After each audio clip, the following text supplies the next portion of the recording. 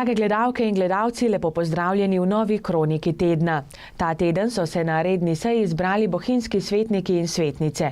Razpravljali so o poslovanju osnovnega zdravstva Gorenjske za lansko leto ter se seznanili s poročilom o poslovanju knjižnice Antona Tomaža Linharta Radovljica za lani in delom policijske postaje Bled za lani. Na dnevnem redu je bil tudi letni program športa v občini Bohinj za letošnje leto. Prostovoljske dejavnosti, ki jih v okviru globalne pobude Dan sodelovanja z lokalno skupnostjo organizira tudi Novartis v Sloveniji, so v polnem teku. Med 16. aprilom in 15. majem zaposleni svoj delovni čas namenjajo posameznikom in organizacijam po celotni Sloveniji in vračajo družbi ter okolju, v katerem delajo in živijo.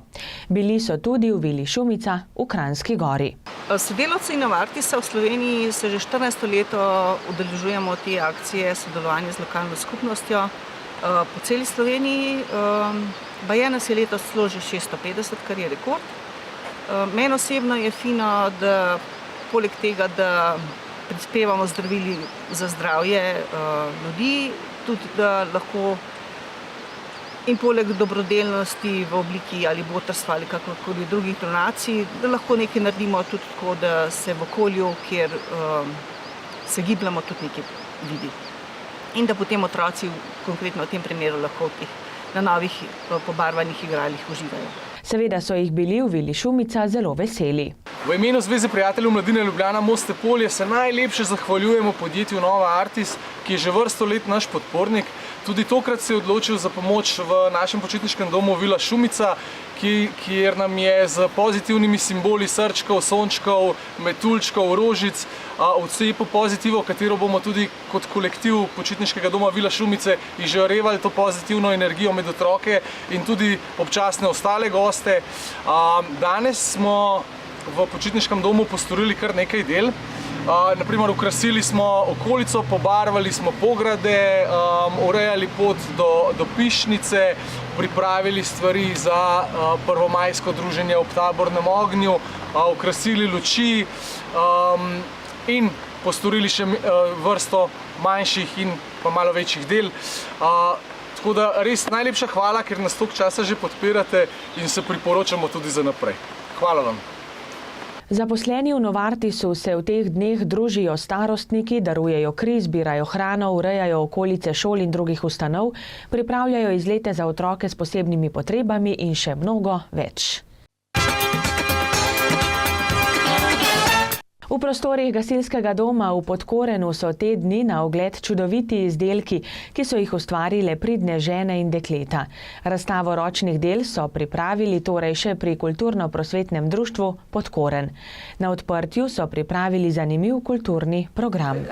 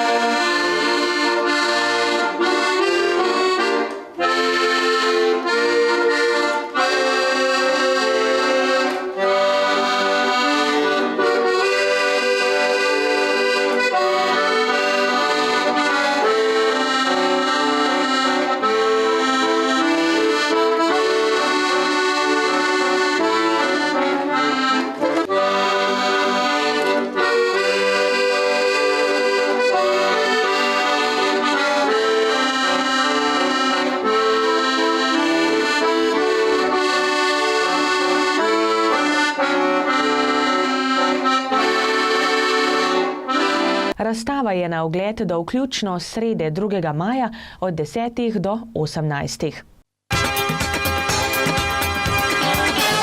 Drage gledalke in gledalci, zdaj pa prelistajmo še koledar prireditev.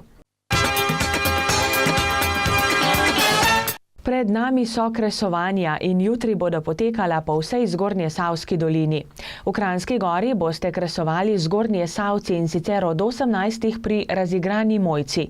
V Podkorenu se bo prav tako začelo dogajati ob 18. Organiziran bo prevoz Podkoren-Medvejek med 18. in 20. uro. Prevoz bo zagotovljen tudi za nazaj. V gozdu Martuljku na travniku pri hiški športnega društva Varpa začnejo ob 19. V Ratečah na Ledinah bodo kresovali od 19:30, pri Stari Karavli na Dovjem pa od 21. Zabavala vas bo zasedba Green Ice.